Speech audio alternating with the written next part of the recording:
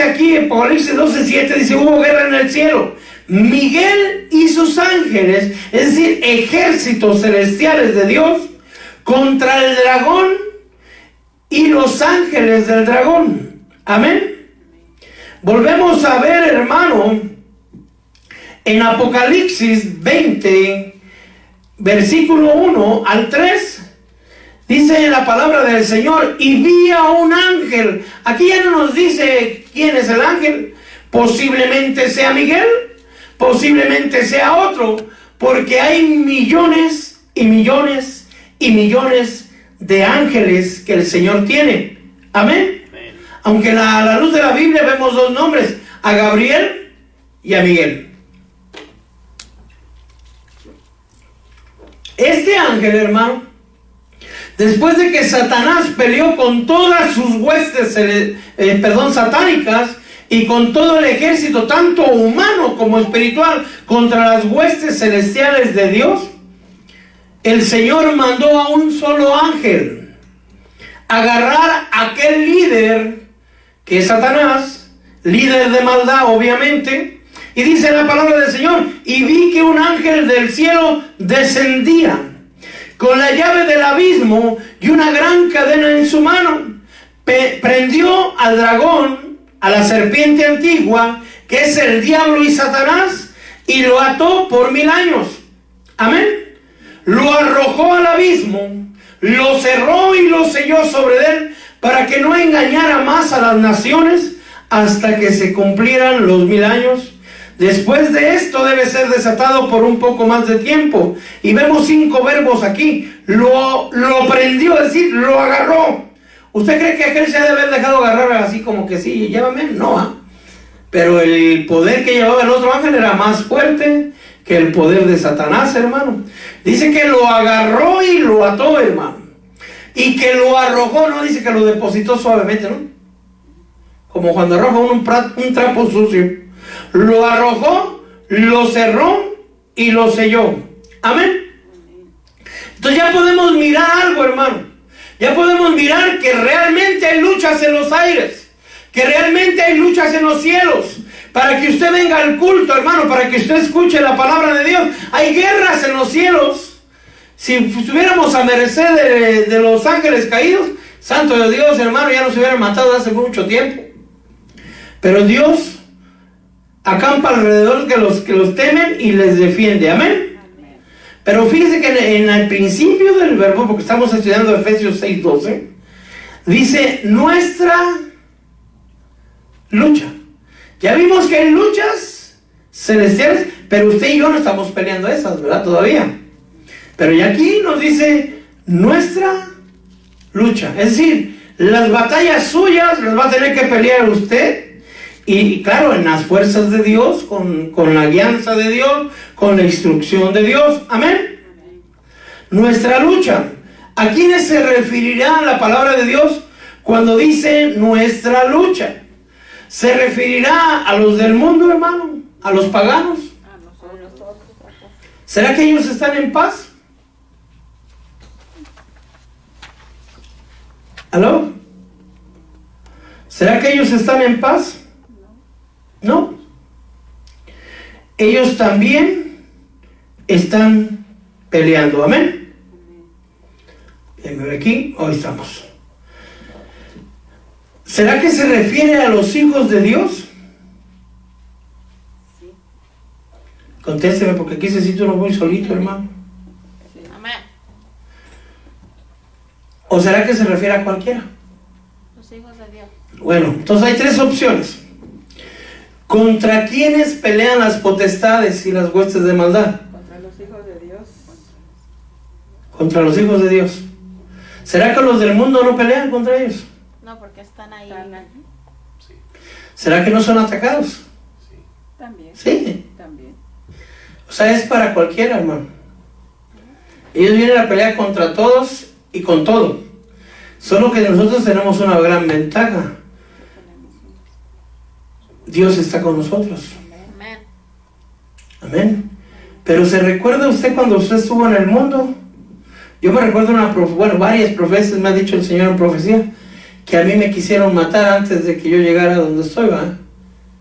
Y me recordé 2, 3 situaciones que viví en mi adolescencia, en una vida de 20 años, cosas así, situaciones de muerte. Pero Dios no lo permitió. Amén. Pero yo no creo que sea solo para mí, sino para todos aquellos que han sido predestinados para ser salvados. Amén. Es decir, que mire qué tan grande es la misericordia de Dios, que aún antes de que usted siquiera creyera en el Señor y lo aceptara en su vida, Dios le cuidaba, Dios le guardaba, pero Dios dejaba ciertas situaciones que pasaran en su vida para que usted volviera su rostro a Dios. Amén. Cuando vemos en la palabra del Señor, podemos ver una mujer que no era de la tribu de Israel. Recuerden que Israel fue llevado a la tierra prometida, que era la tierra de ¿qué? De Canaán. Amén. Y allá en la tierra de Canaán, Dios les dijo que no se mezclaran con ellos, porque ellos eran un pueblo pagano, ¿cierto? Entonces, trayéndolo ahorita, es decir, los cananeos no eran hijos de Dios, creación de Dios posiblemente, pero no hijos de Dios. Ellos tenían otros dioses, Aseras, Baales y saber qué otros dioses tenían. Por eso Dios les dijo, no se unan con ellos, no den sus hijas, no se mezclen con ellos. ¿Se recuerda? Es decir, ellos no eran hijos de Dios. Trayéndolo a este tiempo, pues los mundanos, los paganos, los que tienen otros dioses, ¿cierto? En Mateo 15, dice la palabra del Señor, que saliendo de ahí, Jesús saliendo de ahí se retiró a la región de Tiro y de Sidón. Y he aquí una mujer cananea. Es decir, era una perdón por usar esa frase, era una mundana, era una no israelita, si usted gusta. Amén. Dice que había salido de aquella comarca, empezó a gritar diciendo, Hijo de David, ten misericordia de mí, porque mi hija está terriblemente endemoniada. Entonces, es decir, ahí está un versículo para ver que la pelea no es solamente contra los hijos de Dios, sino ellos vienen peleando contra todos, hermano. El Señor le respondió, no he sido enviado sino a las ovejas perdidas de la casa de Israel. ¿A dónde vino la salvación primero? A la casa de Israel, pero no a las ovejas que estaban bien, ¿verdad? Sino a las perdidas. Amén. Bueno, usted ya sabe lo demás. El Señor liberó a la hija. Ahora, a los hijos de Dios, porque hay gente que piensa que a los hijos de Dios nada nos puede pasar. Si se abren puertas, pueden haber problemas, se lo vamos a mirar más adelante. Vemos en Lucas capítulo 13, versículo 10, que Jesús estaba enseñando en una de las sinagogas. En estos tiempos sería en una de las iglesias. Jesús estaba ahí y era un día de reposo, es decir, era un sabbat. Era un día que todos los israelitas, hermanos, tienen que ir a estar con el Señor. Ese es el día de descanso, el día de Dios, donde las fuerzas, hermano, son fortalecidos nuevamente y el descanso llega a cada uno de sus hijos. ¿Cómo? Buscando en la presencia de Dios. Amén. Dice que ahí había una mujer que durante 18 años había tenido una enfermedad causada por un espíritu. Amén. Entonces era un espíritu de enfermedad. Más adelante vemos, hermano, que ella estaba atada, que Satanás la había atado. ¿Cómo la había atado? Poniéndole un espíritu. ¿Y qué ocasionaba ese espíritu? Una enfermedad en el cuerpo de ella. Lo sorprendente es que la mujer estaba buscando de Dios. Lo sorprendente es que la mujer estaba en la iglesia, hermano, y había ido a la iglesia por 18 largos años. Para el que dice que a los hijos de Dios no puede pasarles eso, pues aquí hubo alguien, ¿verdad? Amén. Dice que esa mujer tenía una enfermedad. ¿Qué enfermedad era? Algunos dicen que estaba jorobada, lo que aquí en esta versión, en Lucas 13, dice que estaba encorvada, es decir, agachada. Amén.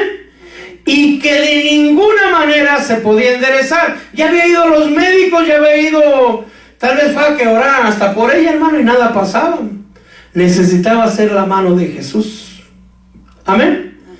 Lucas 13, mire, hermano, cómo la liberó el Señor. Es una liberación sorprendente de parte de Dios.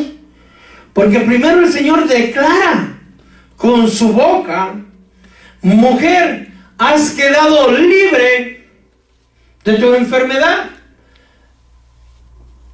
Claro, el Señor es el Señor, ¿verdad? Amén. Él sabe lo que dice. Pero ¿quién se atreve a declarar por fe algo así, hermano? Y después puso las manos sobre ella. Cuando vemos en Marcos 16:15, hermano, dice la palabra de Dios que nos dio, que estas señales seguirán a los que han creído en su nombre. En su nombre echarán fuera espíritus inmundos, pondrán sus manos sobre los enfermos y sanarán. Aquí vemos ese orden. Él echó primero fuera al demonio, el espíritu, después puso sus manos y la sanó. Amén. Amén. Vemos ese orden. El Señor, hermano, mire, mujer, has quedado libre de tu enfermedad. Puso sus manos sobre ella y al instante se enderezó. Glorificaba a Dios, pero hermano, los legalistas, ¿verdad? Dice el oficial de la sinagoga, es decir, el pastor de ahí, hermano, no estaba de acuerdo con lo que Jesús estaba haciendo. Estaba indignado porque Jesús había sanado en un día de reposo. Y él, ¿saben? Empezó a regañar y dijo: hipócritas, les contestó Jesús, ¿acaso no desata cada uno de vosotros a su buey o a su burro del pesebre en el día de reposo y lo lleva a beber? Esta, que es hija de Abraham, el Señor la reconoce como hija de Abraham. Recuerde, eso quiere decir que la mujer buscaba, hermano, porque los que decían ser hijos de Abraham, los fariseos, les dijo: ustedes no son hijos de Abraham, ustedes son hijos de su padre el diablo. Pero Dios declara, Jesús declara, que esta hija es hija de Abraham. Entonces, así ya vemos, hermano, que la cananea, la hija de la cananea, fue atacada por los demonios. Amén. Ahora vemos que los hijos de Abraham también han sido atacados por los demonios. Y dice: a la que Satanás había tenido atada durante 18 largos años, ¿no debiera de ser libertada de esta ligadura? Amén. ¿Cuántas veces nosotros no atamos y ligamos? Ellos también lo hacen, hermano. Atan nuestro entendimiento, atan nuestra mente, tapan nuestros oídos, tapan o atan nuestras manos. Hay gente que ya no puede aplaudir delante de Dios, no puede danzar delante de Dios, y que cantar, olvídese. Están atados de ojos, manos, pies, hermano. Ahora, el versículo que nos da a hablar acerca de que a cualquiera puede atacar. Vemos en Hechos, capítulo 19, versículo 11 y 12.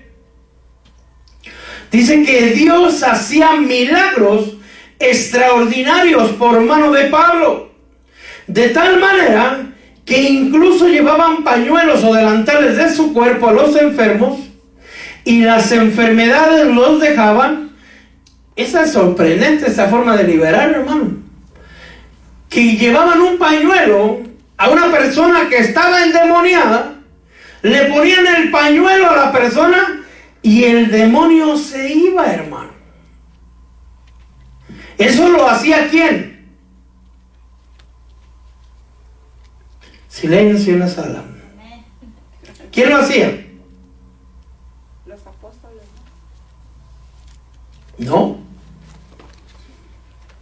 Hermano Laurito, ¿quién lo hacía? Hermano Miguel, usted que estaba leyendo la Biblia.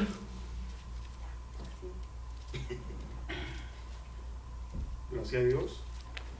¿Por qué? Por la promesa y el amor que tenía sus hijos. Ahí dice, en el 19:11 de Hechos, Dios hacía milagros Extraordinario. por la mano de Pablo. El problema es que mucha gente le da la gloria a Pablo. O hay muchos Pablos que dicen, yo lo hice. ¿Te fijaste cómo lo hice? No, el que lo hace es Dios. Y nosotros tenemos que entender que si algún milagro, alguna sanidad, alguna liberación, algo hermoso pasa a través de la vida de usted, o es usted usado para alguna sanidad, para alguna liberación, para dar alguna palabra de consuelo, es Dios hablando y haciendo milagros extraordinarios, dice aquí fuera del común, a través de usted. Bastante es sentirnos agradecidos con Dios de que nos tome como instrumentos en sus manos. Amén. Amén. Con eso estamos más que pagados, hermano. Pero hay Pablos, que no son Pablos, ¿verdad?, que hasta cobran, hermano. Yo oí hablar de un hombre que, no le voy a decir quién porque está aquí cerquita, en la ciudad de Los Ángeles. No es el himno, no se preocupe. Que para ir a orar a una casa, porque el hombre tenía bastante dinero, le cobraba $5,000 para ir a bendecir la casa del hombre. Ay, santo Dios, imagínense nomás. ¿Y quiénes somos nosotros para poner a precio a lo que Dios hace? Amén. Amén. Bueno, lo que a mí me sorprende, hermano, imagínense, porque a veces decimos la santidad de Pablo, hermano. O sea, Pablo era santo, ¿sí? Pablo creía en el Señor, Pablo estaba en el Señor, amén. Pero era Dios el que lo hacía. Algo que yo creo en mi corazón que también pasaba, que aquellas personas tenían fe de que ese pañuelo, al ponerlo en la persona enferma, iba a ser sanado. Y Dios, hermano, se honra esa fe. Se necesita fe. Y si está en el plan de Dios, Dios lo va a hacer. Amén. Porque uno puede tener mucha fe, tal vez bastante fe, que no creo que haya alguien así. Pero hermano, si no es conforme al plan de Dios, si el plan de Dios es algo distinto va a pasar. Amén.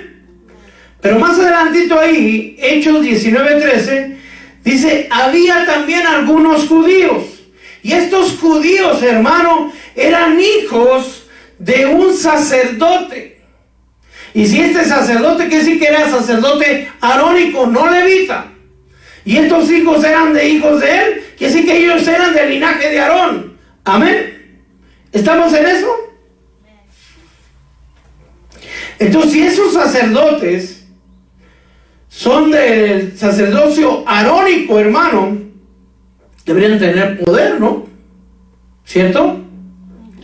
Pero dice ahí, hermano, que estos sacerdotes arónicos, que no lo vemos a veces así, pero aquí de alguna manera nos lo dice, eran exorcistas. ¿Qué es un exorcista? Alguien que echa fuera espíritus inmundos, alguien que echa fuera demonios. Pero ¿cómo los echa fuera? ¿En el nombre de Jesús? No sé si sepa, hay exorcistas, hermano. De hecho, la iglesia del Campanario tiene un grupo de esos que son como muy escondiditos, como que no hacen mucho bulla, ¿verdad? Porque si no, ¿cuánta gente no te estuvieran atendiendo? ¿No? Para empezar, a los mismos de ellos, ¿no? Pero hay exorcistas. ¿Cuál es la diferencia de exorcizar a alguien y de liberar a alguien? Hermana Eli. La verdad, pastor, yo no sé la definición total de el exorcismo, pero la liberación pues, va a ser más grande porque la libera el Señor, porque eso es para siempre. Ok. El exorcista saca o intentan sacar, a veces les funciona, a veces no les funciona, a los espíritus inmundos. Normalmente ellos ya los tratan de hacer cuando ya son posesiones. ¿Ok? Cuando ya está muy avanzado, ¿va? Pero no importa, aún así se puede hacer. La diferencia es esta. Ellos lo hacen a través de ritos. Empiezan a, digamos, a hacer rosarios. Como rezos. Como rezos. a poner la cruz, a tirar agua bendita, y en eso está en ellos el poder de hacerlo. Es decir, atormentar al demonio con palabra de Dios, con la cruz. Inconscientemente lo están tratando de hacer, pero es exorcismo, no es liberación. Y nosotros no usamos ni la cruz, ni agua bendita, ni le agarramos a bibliazos, ni nada por el estilo, sino usamos el poder del nombre de Jesús y la espada del Espíritu. Amén. Pero estos iban no con el nombre de Jesús. Ellos se dedicaban a esto, hermano. De eso vivían. O sea que mal no les tenía que haber ido, porque eran ambulantes. ¿Qué quiere decir? Que andaban de ciudad en ciudad. Y si fueran malos para esto, hermano, pues no tendrían para vivir. Mi pregunta sería, ¿y por qué no estaban en el sacerdocio de su padre? ¿Por qué estaban haciendo? ¿Qué fueron buscando? Posiblemente, ¿no? Podemos vislumbrar por ahí. Pero bueno, volvemos ahí. Había algunos judíos exorcistas ambulantes que trataron de invocar el nombre del Señor Jesús. Es decir, lo intentaron sobre los que tenían espíritus malos, diciendo: os ordeno por Jesús, a quien Pablo predica. Y la parte que les digo que eran del sacerdocio arónico. Estos 7 hijos eran hijos de un tal Esceva. ¿Quién era Esceva? Esceva era uno de los principales sacerdotes judíos. ¿Cuál es la diferencia entre un sacerdote y un levita? Los dos son sacerdotes, pero el sacerdote arónico es el que entra al lugar santo y al lugar santísimo. El sacerdote levita solo se queda fuera. Amén.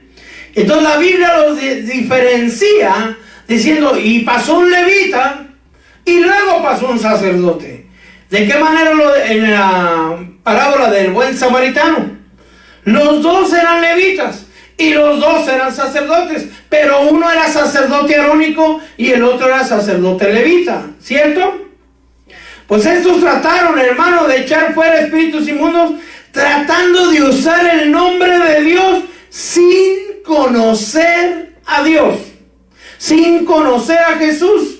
Me sorprende porque hay gente que usa el nombre de Jesús. La Biblia lo declara. Yo podría decirles que los pare de llorar, ¿verdad? Ellos usan el nombre de Jesús, pero yo dudo mucho que ellos conozcan a Jesús. Tal vez algún día lo conocerán, pero es sorprendente que usan el nombre del Señor sin conocerle. En la Biblia declara que hay gente que lo hizo así. Señor, en tu nombre hicimos milagros, profetizamos y echamos fuera espíritus inmundos. Lo hicieron en su nombre. Y el Señor les dice: no los conozco. Apartados de mí, hacedores de maldad. Es decir, no todo el que dice vengo en el nombre del Señor, realmente el Señor lo conoce. Amén. Entonces aseguremos que nosotros sí, hermano, que el Señor nos conozca a nosotros, ¿va? Que vaya a ser: no, Señor, si yo era el que predicaba ahí en el Lino Anaheim. ¿A poco ahí tú estabas ahí? No, nunca te vi. Y hoy llegaba la gente, ay, santo, ¿va? Dios nos guarde que eso nos pase, hermano. Pero bueno, el espíritu inmundo también sabía que ellos no conocían a Jesús. ¿Aló? Sí. Es decir, hermanos, si nosotros nos acercamos a hacer una liberación y no tenemos la convicción de que Cristo está con nosotros, el otro sabe. Si se acerca con temor, si se acerca con miedo, con dudas, hermano, el otro sabe. Amén. Y dice que el espíritu malo les dijo: a Jesús conozco y sé quién es Pablo, pero vosotros ¿quiénes sois? Y el hombre que estaba en el espíritu malo se lanzó sobre de ellos. Un hombre dominó a los 7 y pudo más que ellos, de tal manera que los desnudó y los golpeó. Un hombre a 7, hermano. Y todo eso se supo en los habitantes de Éfeso, tantos judíos como griegos. El temor se apoderó de ellos y el nombre del Señor era exaltado. Amén. Amén. Rápidamente, esto ya lo vimos anteriormente. Esto es fácil. Ya vemos que las potestades, los espíritus inmundos, los demonios, pueden atacar a toda persona, crean en el Señor o no crean en el Señor, sea pagano, sea cristiano, sea israelita, sea de donde sea, entran. Pueden entrar si hay puerta abierta. Amén. Ahora, ¿a qué edad empiezan a entrar? Desde niños dice la palabra. Ya se lo vimos, ¿ah? Puede entrar desde el vientre de la madre, hermano. Me tardaría un poquito en esto explicarlo, pero no más rápidamente. Dios dice en su santa y bella palabra que los jorobados no podían entrar al lugar santísimo, ¿cierto? Entonces, los sacerdotes arónicos, que eran los que sí podían entrar al lugar santísimo, si Dios los mandó a que nacieran en la tribu de Leví y en la familia de Aarón, tenían que nacer sanos, porque ya iban con un ministerio desde el cielo de ser sacerdotes arónicos. ¿Está de acuerdo en eso? Amén. Amén.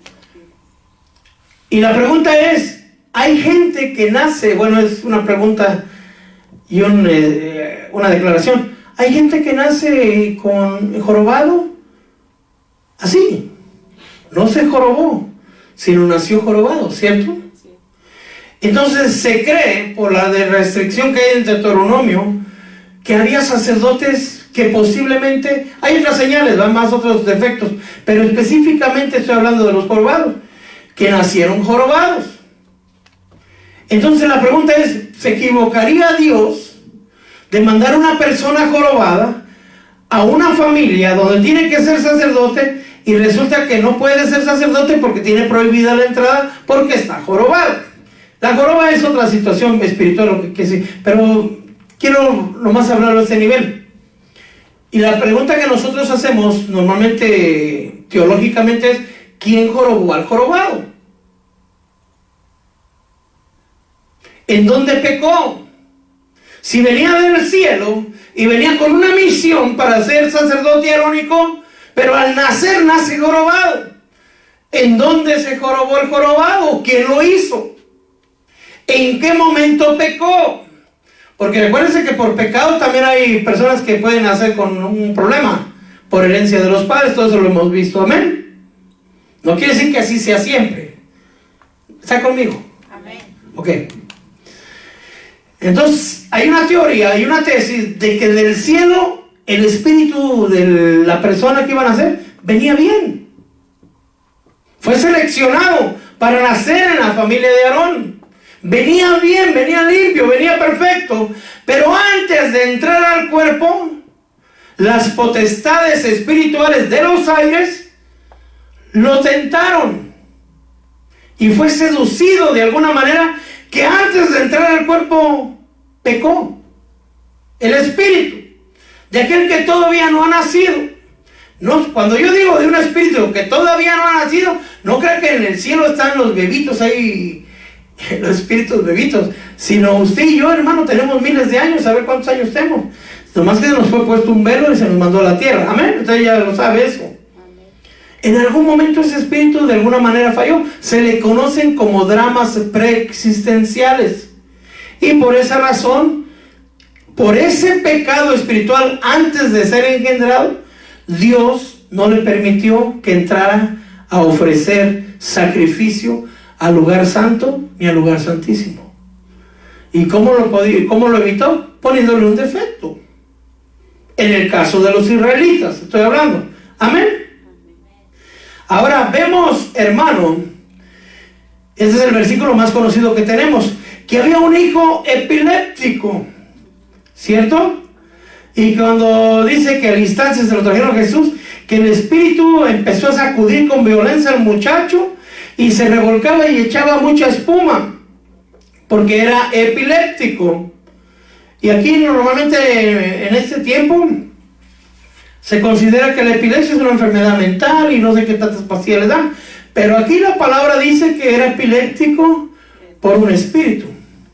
Por cierto, el espíritu era mudo y era sordo, ¿verdad? ¿Se recuerdan? Sí. Pero ¿dónde entró? Entonces, ¿desde hace cuándo le sucede esto? Marcos 9:21 pregunta al Señor, ¿cuánto tiempo hace que le sucede esto? Y el papá del muchacho respondió, desde que era niño. Amén. Entonces es decir, hermano, desde niño puede haber sido alguien tener un problema de esos. ¿Usted ha visto algunas veces a los niños que les dan de fumar y tomar? ¿Qué les están ministrando? Alcoholismo y drogas. Están abriendo puertas, ¿verdad? Bueno, aquí en Marcos 7:25 dice que la sirofeniza, en todas las demás versiones menos en Marcos, dice que ella habla de una hija. Entonces cuando habla de una hija, yo siempre me imaginaba una muchacha como de 20 años, algo así, ¿verdad? Y una señora ya grande como de 40, 50. Pero hermano, cuando vemos en la versión de Marcos 7:25, dice que al oír la mujer sirofeniza, una mujer cuya hijita. Cuando vamos a la etimología de la palabra, dice la palabra en griego de sugatrión, que es del griego 2365, que se usa en español para indicar que era una hija pequeña. Es decir, la niña pequeña estaba endemoniada. El joven epiléptico sufría desde que era niño. En el caso del joven, pues le causó una enfermedad que se daba por medio de ataques epilépticos. Amén. Y en el caso de la hijita, no decía qué tipo de enfermedad estaba, pero dice, ¿con qué entraron? Para destruirlo. Ahora, ya vimos, hasta ahorita vamos viendo, hermano, que nuestra guerra es contra carne y con sangre, que es contra los mundanos, los cristianos, ellos vienen contra todos. Amén. Eso ya lo tenemos. Amén. Y que también ya vimos que entran desde niñez, desde los niños pueden entrar, hermano. Y yo me recuerdo que cuando era niño a mí me llevaban a ver las de Paul Giester y no sé qué, la esa que echaba guacamole, ¿cómo se llama? No, la Llorona, no me acuerdo cómo se llamaba. Exorcismo, creo que se llamaba la película, ya no me acuerdo. Pero en aquellos tiempos, los que ya tienen más de 40 años, han de saber, los otros ya no. Y ahí está uno abriendo puertas, hermano. Pero eso es cuando entraron.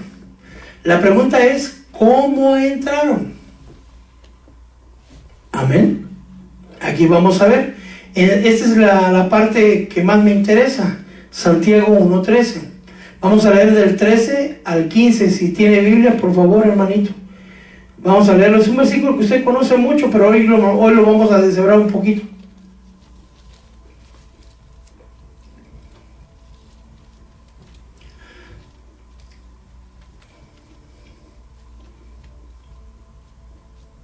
Amén.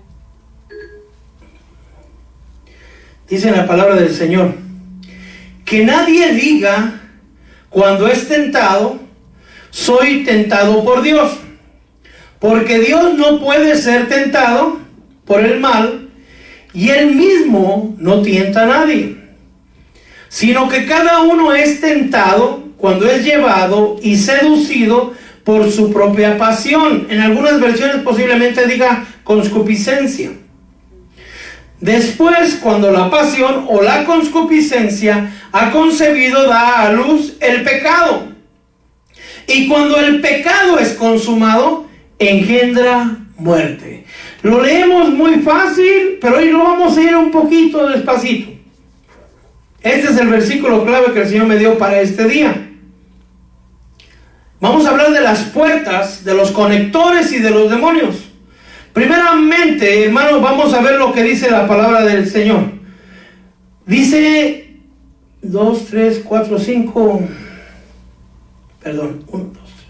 4 verbos: tentado, llevado, seducido, y bueno, el otro no es verbo, habla de una pasión, de una concupiscencia. Amén.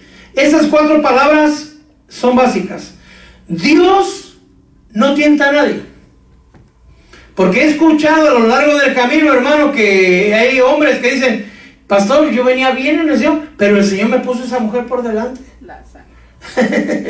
No fue el Señor. O fue el Señor diablo, ¿va? No fue el Señor, porque Dios no tienta a nadie. Amén. Tampoco Dios puede ser tentado. Él no tiene concupiscencia. Amén. Ok. Entonces dice, la palabra tentado. La palabra griega de tentado, es decir, porque cada Biblia puede decir manera distinta, pero ¿qué es lo que la Biblia originalmente dice? Por eso es que usamos el griego o el hebreo. ¿Qué es lo que la esencia de la palabra dice? Cuando cada uno es tentado, la palabra en griego es el 3985, peirazo. Quiere decir escudriñado, incitado, examinado y tentado. Por ejemplo,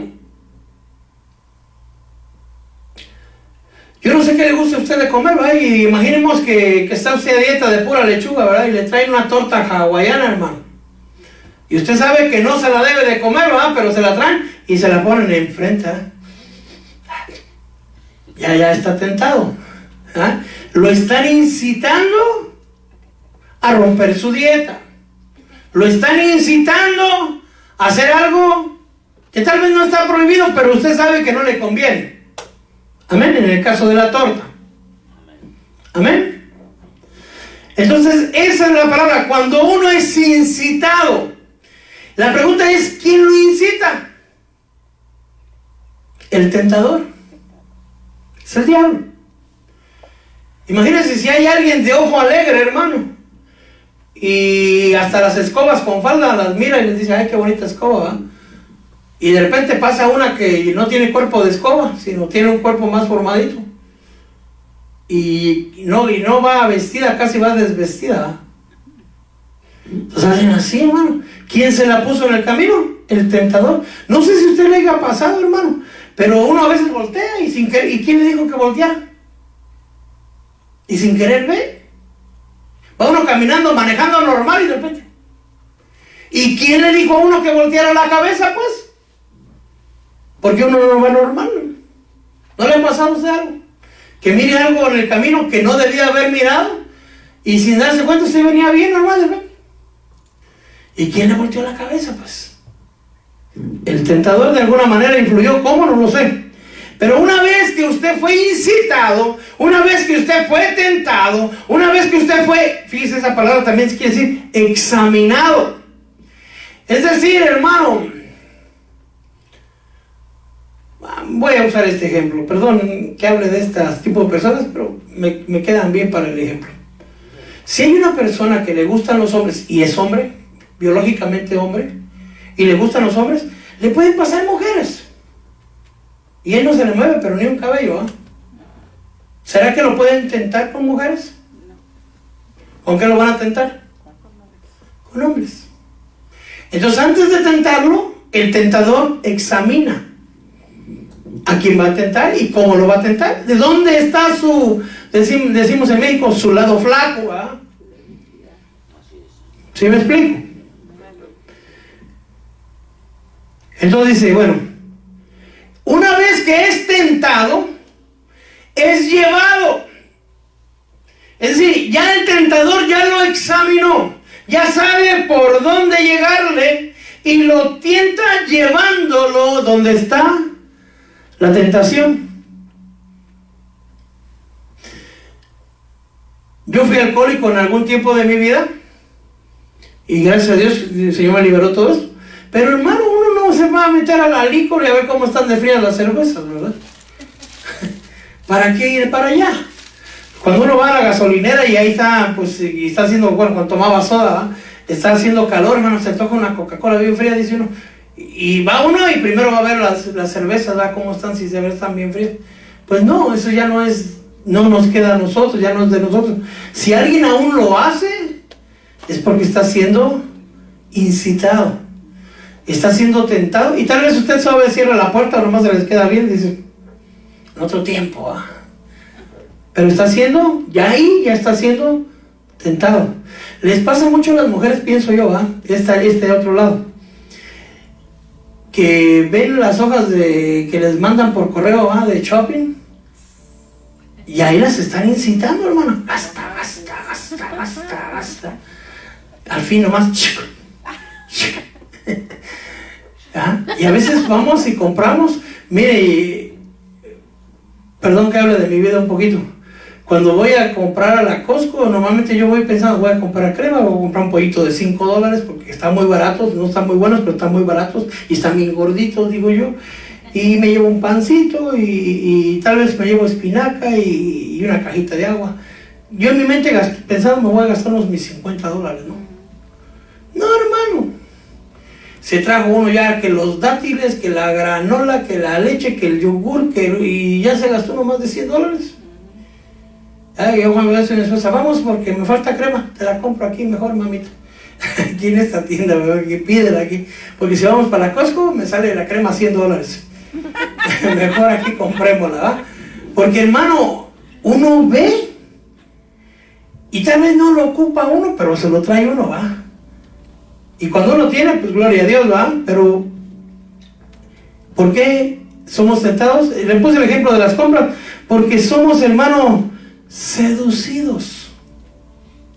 Amén.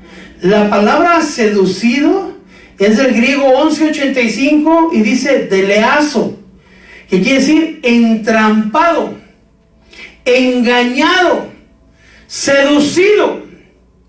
Y la palabra seducción yo la uso más, me acuerdo en mi juventud, hermano, que se hablaba mucho de que los muchachos iban y buscaban una muchacha, ¿no? Le decían, no, yo me voy a casar contigo. Te voy a poner casa, mi linda.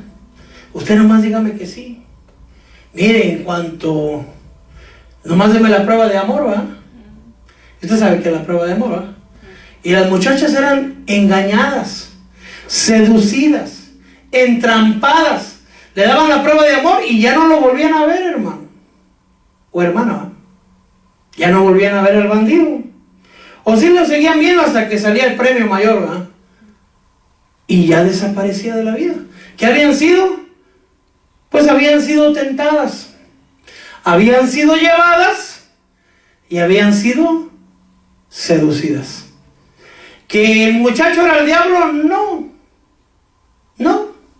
Pero por algún lado, ahí lo llevó y se lo presentó, ¿no? Ay, mi suegro, me lo presentó mi suegro, dice, ¿no? Bueno, es llevado y seducido. ¿Pero por qué es seducido? Por la concupiscencia. Si nosotros no tuviéramos concupiscencia, hermano, Padre Santo, seríamos como robots casi, hermano. Imagínense Mario González, ¿verdad? Yo no debo de comer tanto, ¿verdad? Por obvias razones. Pero si me ponen un plato de lechuga, hermano, y me ponen unas tortas ahí, dije, ahí la lechuga para después, venga la torta, ¿no? ¿Por qué? Porque esa es mi concupiscencia, es decir, hacia la torta. Ese es mi deseo.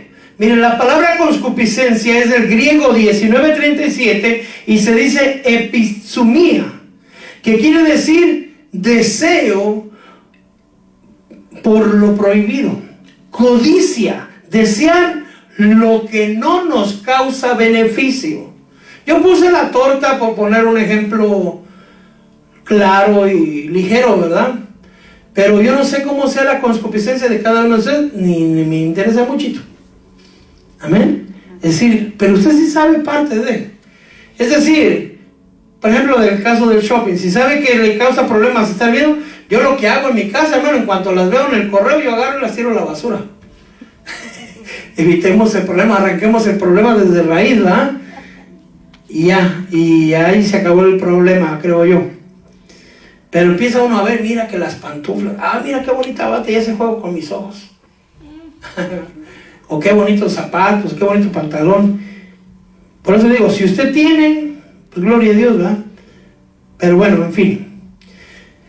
Entonces estamos Santiago 1:14. Cada uno es tentado, llevado y seducido por su propia paciencia. Es decir, hermano, el diablo, el tentador, que el Señor lo reprenda, le va a poner situaciones que causen en usted el deseo, la concupiscencia en usted sea despertado. Y sucede todos los días, en el televisor.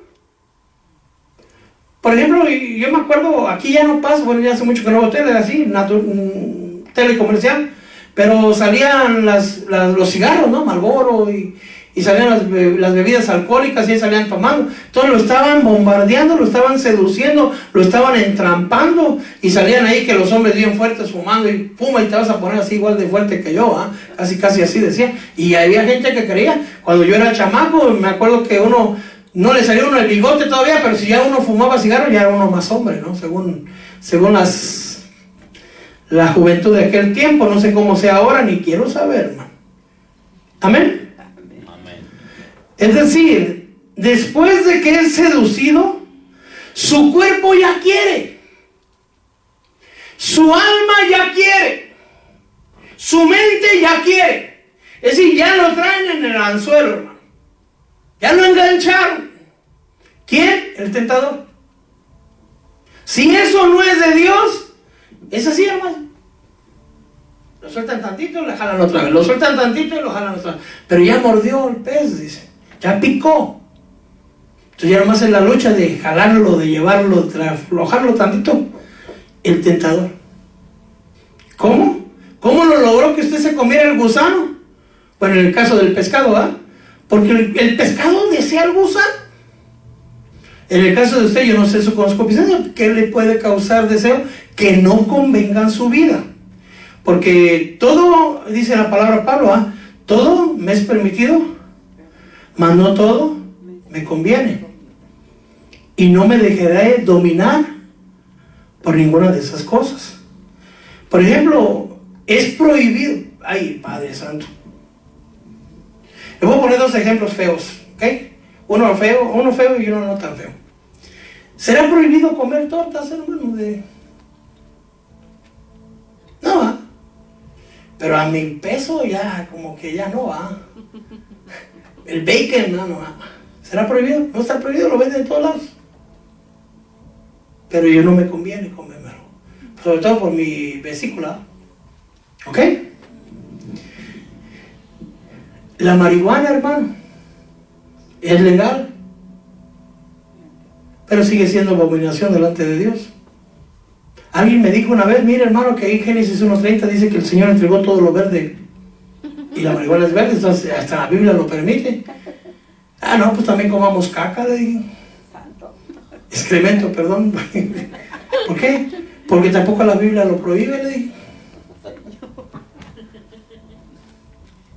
¿Verdad? ¿Cuántos platos vas a querer?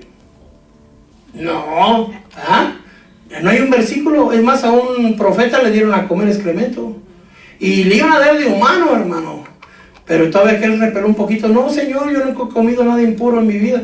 Bueno, que sea de animal de vaca, pues ahí está la Biblia. Así que me diga, no, es que el excremento no viene en la Biblia, también viene. Amén. ¿Qué quiere decir, hermano? Hay cosas que tal vez la Biblia no marca, porque hay gente que me dice, no, pero tequila no está prohibido. En la Biblia no dice que tequila está prohibido. Todo nos es permitido, mas no todo nos conviene. Comer hongos está prohibido, hermano. Tan ricas que son las quesadillas de hongos, ¿no? ¿Verdad que no? ¿Y los venenosos? Uy, no es así. ¿Y por qué no se los comen también?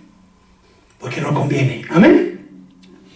Perdón por la palabra excreto, pero bueno, en fin. Cuando usted ya fue seducido, ya pecó en la mente.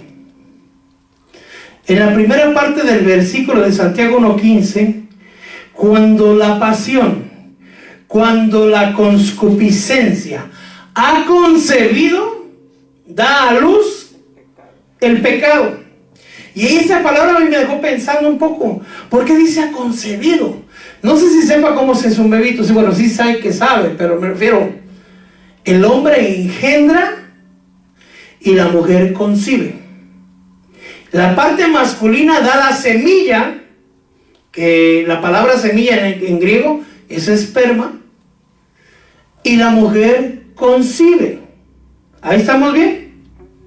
¿Me va entendiendo eso, ok? Y cuando concibe la mujer, ¿qué nace? Un bebé.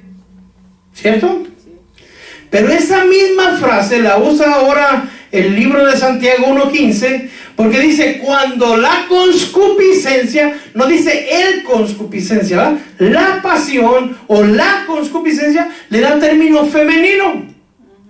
Ha concebido. ¿Por qué ha concebido? Porque alguien puso la semilla. ¿En dónde? En la concupiscencia. Y esto da a luz, ¿qué? El pecado. Amén. Es decir, hermano, hoy va a entender un versículo más claramente.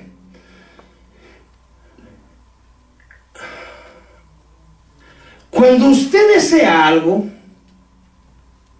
y usted dice, no, usted lucha hasta en la lucha, pero cuando usted desea dice, pues sí, vamos pues, pero todavía no lo ha hecho. Alguna vez escuché un comentario de alguien que dijo, si ya se te antojó una cerveza, tómatela, por total ya pecaste en la mente. Y una vez peca con todo. Eso es mentira del diablo. Ese es el último jalón, hermano, para sacarlo ya del mar. Cuando usted ya fue llevado, seducido por la concupiscencia, y usted ya se decidió a hacerlo, amén, usted ya pecó aquí. Hay cierto pecado. Ahora va a entender este versículo de Mateo 5, 27 y 28. Habéis oído que se dijo, no cometerás adulterio. Mas yo digo que todo el que mira a una mujer para codiciarla, ya cometió adulterio con ella. ¿En dónde? En su corazón. En la mente. Si alguien ve películas sucias, ya sabe de cuáles, ¿qué está haciendo? Pecando en la mente. Amén. Pero dice la segunda parte, cuando el pecado es consumado, engendra muerte. Es decir, ya que estamos hablando de cosas así, un hombre ve a cierta mujer y el diablo lo está tentando, ¿eh? Lo está tentando, y llega un momento que dice el hombre, bueno, va pues. Y ahí ya pecó. Ya pecó en su mente. Ya pecó en su corazón, pero aún no ha sido consumado el pecado. Ahí lo que el demonio o el espíritu inmundo está haciendo. Y usted ya dijo, ¡ahí voy! Eso es lo que pasó. Y el otro está listo para entrar. ¿Me estoy explicando? Ya el otro sabe, ya cayó, ya. Ahorita van a abrir la puerta, vente. Y se van al hotel. Y ahí entra. Entonces mi pregunta sería, ¿cuántas veces somos tentados en el día, hermano? O en la semana. ¿Cuántas veces resistimos? Porque es gente espiritualmente hablando. ¿Quién es? Espíritu de lujuria. Ahorita voy. Ok, aquí te espero. Espíritu de violencia. Espíritu de aprisionamiento. ¿Se imagina? Pero como no los vemos, y todo le sigue hablando, porque dice, no, ya, mira, al fin y al cabo tu mujer ni te entiende. Sí, ¿verdad? Empieza uno a pensar y a contestar y a platicar con el diablo sin darse cuenta. ¿Te diste cuenta cómo te trató tu marido ayer? ¿Y hoy? ¿Te pintaste el pelo y ni siquiera te dijo nada? En cambio el carnicero te dijo, mira, ay señora, qué bonito huele. Sí, ¿verdad? Y ya está platicando. ¿Por qué? Porque ya la están.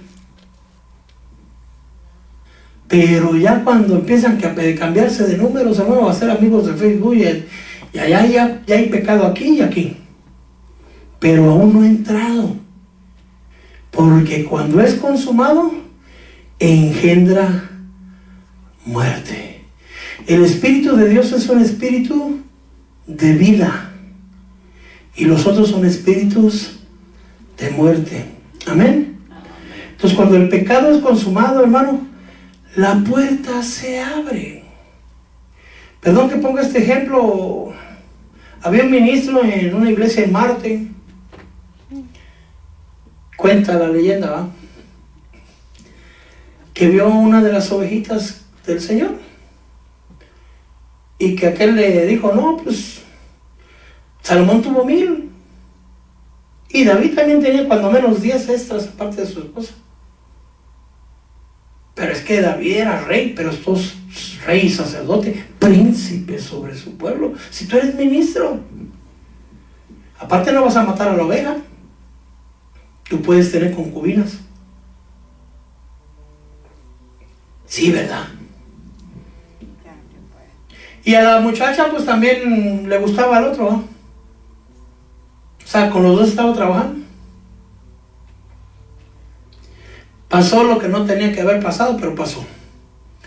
Porque la última parte que le dijo el hombre el ser Isaías 1:18 dice la palabra, que aunque tus pecados sean rojos como el carmesí, como blanca lana quedarás, si queréis obedecer, lo mejor de la tierra comeréis. ¿Te arrepientes? Y Dios te perdona todos los pecados, les son perdonados al hombre, menos la blasfemia contra el Espíritu Santo. Y esa no es blasfemia. Sí, ¿verdad? Y hermano, al siguiente día el hombre se quiso arrepentir porque nomás se comió el taco y dijo, hoy sí ya, comí el taco, me lavo las manos, pido perdón y seguimos en paz Dios y yo. No se pudo arrepentir. Ya no podía cantar. Ya no podía danzar, ya no podía aplaudir. ¿Por qué? Porque ya lo habían atado. Y como había sido un pecado maquinado, el Espíritu Santo no lo redargullía. Cuando alguien se arrepiente es porque el Espíritu Santo nos hace darnos cuenta de nuestro error. Pero no os dejéis engañar, porque de Dios nadie se burla. Todo lo que el hombre siembre, eso también cosechará. ¿Cómo cree que acabaría ese hermano? Y eso sí, ya no supe cómo acabó. Esperemos que en algún tiempo se haya arrepentido y haya vuelto a los caminos de Dios. Pero cuando menos en ese tiempo ya estaba atado. Así que, hermano, mi pregunta es, ¿cómo podemos evitar esto? Ya con esto voy terminando. Porque ya le dije cómo entran, ya le dije contra quienes vienen, desde cuando entran, cómo entran. ¿Cómo podemos evitar esto? Primeramente, pues no dejándonos engañar, no dejándonos seducir. Si usted sabe, hermano, mire, ahorita me trae a la mente el Señor lo de Eva. Cuando Eva, déjame ver si viene aquí en la Biblia, vamos a Génesis 2, creo que es.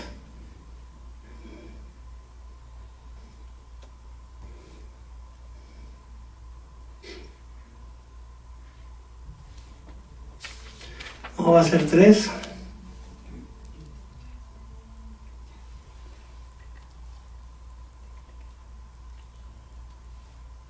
Ok, 3:6. Usted sabe que cuando la serpiente estaba hablando con Eva, ¿quién era? El tentador. Seduciendo a Eva por su concupiscencia. No estoy diciendo que las mujeres sean chismosas, ¿verdad? Que también los hombres son. Pero fíjese que ese pecado estaba ahí. Dice, Dios sabe que el día que comas, en el 3:5, que comas de este fruto, tus ojos serán abiertos y conocerás todo, el bien y el mal. Y esta quería saber todo, hermano, chismosa. Quería saber todo. Pero bueno, en el 3:6 dice que la mujer vio.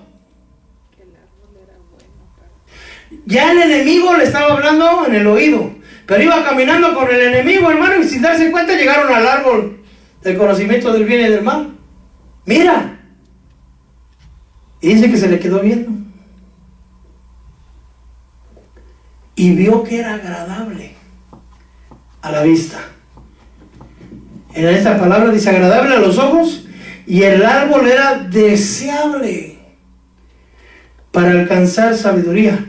tomó el fruto, o sea, es decir, cuando vio y ahí concibió, pero cuando lo agarró y comió, ahí se abrieron las puertas. Amén. Mire, hay un pecado que desde el principio está y hasta la fecha existe. El hombre siempre ha querido ser como Dios. Ese es el mismo engaño que le dio la serpiente desde el principio. Dios sabe que el día que comas este fruto seréis como Dios. Los hombres quieren que nadie les diga nada. Solo Dios puede hacer eso. Los hombres quieren que lo que Él diga se hace. Cuando digo hombre me refiero a hombre y mujer, ¿eh? No. Amén. Tener el poder de armar, de hacer, deshacer a su voluntad. Eso es Dios. De ser admirado, de ser adorado, de ser respetado. Eso es Dios. Amén. Ese es el problema del hombre de todas las generaciones, querer ser como Dios.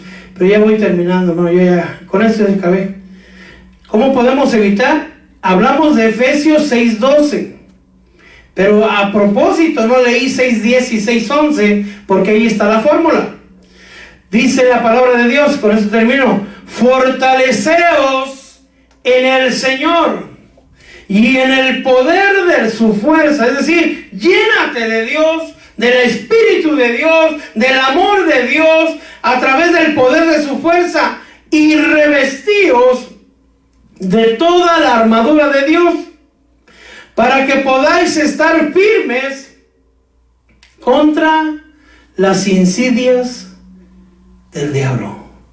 Porque nuestra lucha no es con carne ni con sangre, sino contra potestades, contra principados, contra potestades, contra los poderes de este mundo de tinieblas, contra las huestes espirituales de maldad en las regiones celestiales.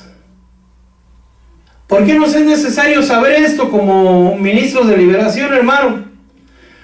Pues primeramente para que cuide usted su propio ser, mantenga su propio vaso en santidad, primeramente. Amén. Y segunda parte, que lo vamos a ver en la siguiente ocasión, cómo pues esto nos va a ayudar a nosotros, no solamente en nosotros para poder ejecutar la liberación, sino para indagar de qué manera entraron, porque si vemos por qué puerta entraron, también por esa misma puerta van a salir. Amén. No sé si haya preguntas de parte de ustedes, o si hay preguntas en medio del pueblo, hermanos.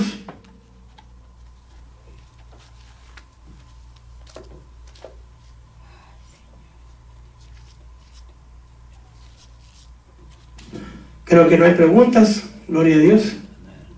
Oh, levantaron. Bueno, pues lo invito a ponernos de pie, vamos a orar para quedar despedidos.